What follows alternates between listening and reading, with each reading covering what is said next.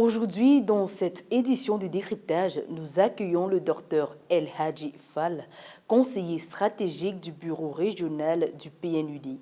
Il a organisé l'édition 2024 de la conférence économique africaine qui a eu lieu du 23 au 25 novembre à Gaborone, la capitale du Botswana. Avec lui, nous allons parler du bilan de cette édition, les leçons qu'elles auront laissées et leur implémentation. Monsieur El Hadji Fall, merci et bienvenue sur Africa 24.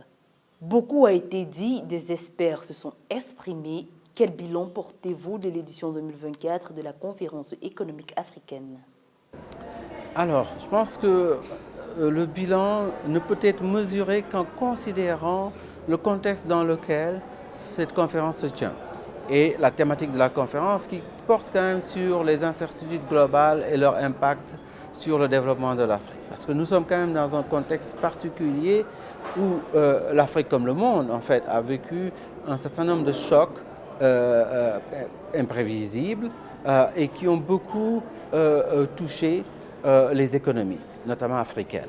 Alors qu'il s'agisse de la Covid-19, qu'il s'agisse de la guerre en Ukraine avec les chocs sur les prix énergétiques et les prix alimentaires. Donc aujourd'hui, nous voyons bien qu'un certain nombre de pays africains sont en difficulté en termes, par exemple, de soutenabilité de la dette. Nous voyons aujourd'hui émerger toute une discussion sur la réforme du système financier international pour répondre à ces défis-là. Donc, c'est quand même le bilan, il porte sur la réflexion collective qu'on a pu avoir avec, dans cette conférence organisée conjointement avec la Banque africaine de développement, la Commission économique pour l'Afrique des Nations Unies et le Programme des Nations Unies pour le développement avec évidemment l'hospitalité du gouvernement de Botswana.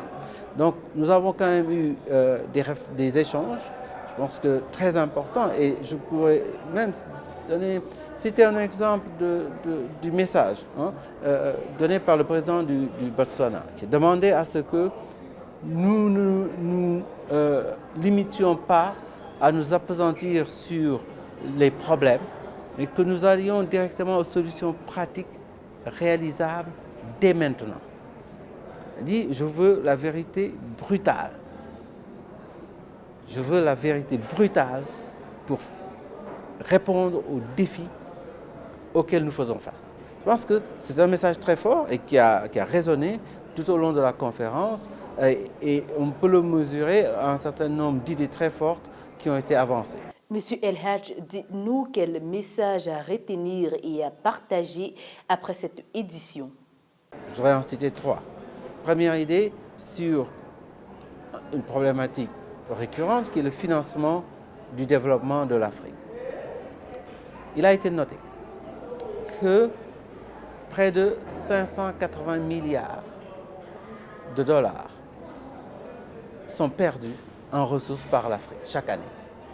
Ça comprend les flux financiers illicites, ça comprend les rapatriements de bénéfices de manière détournée, ça comprend la corruption et ainsi de suite.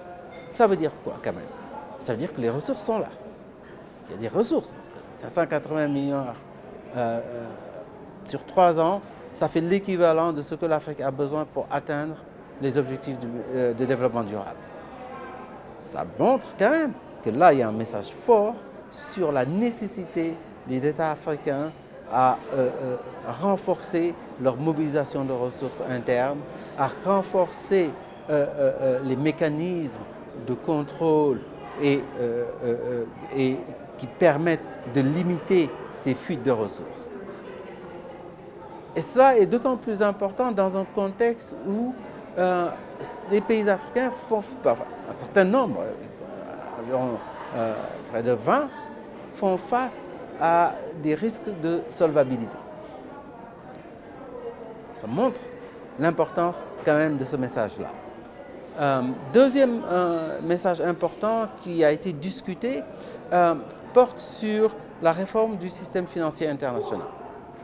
Pourquoi? Et ça, depuis la sortie de la crise de la Covid, cette thématique portée par le G20 et qui a amené à ce que l'Afrique ait aujourd'hui un siège au niveau du G20. Et d'ailleurs, parmi les discussions de cette conférence, il a été de savoir comment nous nous collectivement faisons pour rendre ce siège-là utile à l'Afrique, c'est-à-dire qui pèse sur les sujets qui sont discutés et sur les sujets qu'on amène à la discussion et sur les solutions qui sont apportées. Pour revenir à la réforme du système financier international, donc il y a là un enjeu important parce que c'est un système qui a failli à apporter les financements dont l'Afrique a besoin. Et on peut le voir aujourd'hui en termes de financement climatique, l'Afrique est le récipiendaire qui reçoit le moins de financement, à peine 3%. Cela montre quoi? Et ça, c'est aussi un des aspects de cette conférence dont on a discuté, l'enjeu d'articuler trois choses. Les enjeux de financement de développement, les enjeux de financement de la transition climatique, les enjeux de soutenabilité des États africains face au choc, c'est-à-dire de résilience. Donc là, il y a nécessité d'articuler des solutions à travers cette discussion qui aujourd'hui prend de l'ampleur sur la réforme du financement international. Troisième point, je pense qu'il a été souligné, c'est ce qu'on appelle les homegrown solutions, c'est-à-dire les solutions maison. Pourquoi? Et c'est important, parce que pendant la pandémie de la Covid, on a pu voir une jeunesse africaine dynamique, innovante, qui a pu, à travers la révolution digitale, élaborer des solutions tout de suite pour permettre au pays de répondre aux défis de la pandémie. Et sans attendre l'aide internationale, etc. Cette dynamique-là ne doit pas mourir. Elle doit être portée, soutenue. C'est le troisième enjeu, le troisième message important. Un continent avec une jeunesse importante, dans un contexte de révolution digitale, c'est une opportunité. Le troisième message, c'est une opportunité. L'Afrique n'a pas des problèmes, l'Afrique a des opportunités. Et c'est cela que nous devons, c'est ça le message. Comment passer à l'action pour que l'année prochaine, on puisse déjà voir quelques résultats? Je pense que pour mettre en solution ces messages-là, il faut que toutes les parties prenantes, en fait, se mobilisent de manière convergente. Je veux dire, vous avez évidemment ceux qui sont dépositaires de la responsabilité publique et qui donc doivent vraiment être les leaders, qui doivent impulser cette traction qui permette à tous les autres de rejoindre. C'est donc les décideurs publics, d'une part. D'autre part, c'est le secteur privé. À la fois le secteur privé africain et le secteur privé international. Parce que ça, c'est également un des enjeux qui a été discuté, c'est l'importance du capital privé dans le financement du développement de l'Afrique. Cela veut dire, pour les autorités, mettre en place les conditions appropriées. On parle de l'environnement des affaires, cela va sans dire. On parle du système judiciaire, cela va sans dire. Je pense que, et ensuite, évidemment, nous, en tant qu'acteurs de développement, c'est véritablement de soutenir les initiatives, les dynamiques qui sont lancées par les acteurs africains eux-mêmes.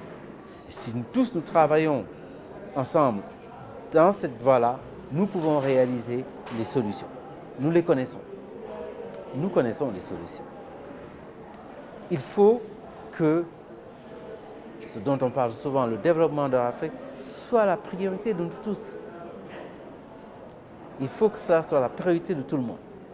Comme vous l'avez dit, aujourd'hui en Afrique, une vingtaine de pays sont à bord de l'insolvabilité, c'est-à-dire ils sont dans l'incapacité de payer leurs dettes. Quelle aide proposez-vous à ces pays?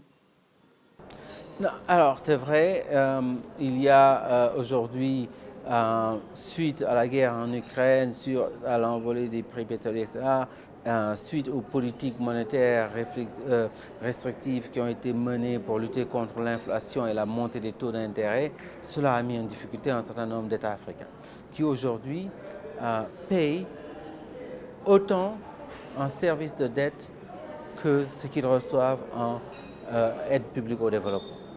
Et vous avez aujourd'hui une majorité de pays africains qui dépensent plus en service de la dette qu'en santé ou en éducation. Ça montre l'importance du problème.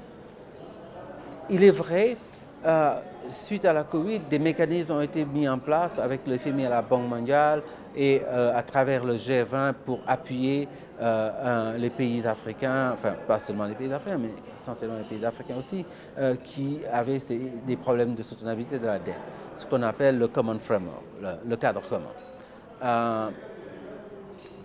qui a montré malheureusement aussi ses limites, puisque le processus est encore, je dirais, difficile, lent, pour permettre à un certain nombre de pays de trouver des solutions, que ce soit un report de la dette, un refinancement, comment on appelle ça, effacement de la dette, etc. Donc, discussion continue, mais cela montre quand même l'enjeu important pour les pays africains de mobiliser les ressources internes. Et c'est là nous essayons d'apporter des soutiens à ce que, vous savez, le taux de pression fiscale de l'Afrique est parmi les plus faibles quand on regarde les autres régions. L'Afrique est encore autour de 15% de taux de pression fiscale comparé à d'autres régions qui sont à 30-35% et beaucoup plus dans certains pays d'Europe du Nord, par exemple. Ce qui montre quand même qu'il y a encore pas mal de marge de mobilisation de recettes internes. Et c'est là où nous faisons nos efforts pour permettre aux pays d'élargir leur base d'assiette fiscale, d'avoir une administration fiscale plus efficace, d'utiliser les ressources de la révolution digitale pour pouvoir canaliser les ressources fiscales, limiter les fuites et optimiser en réalité la mobilisation et la collecte des recettes. Je pense que c'est un élément important.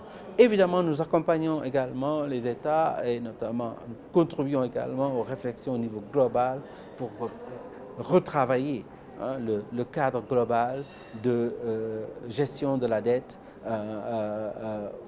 je dirais dans un cadre multilatéral un peu plus efficace.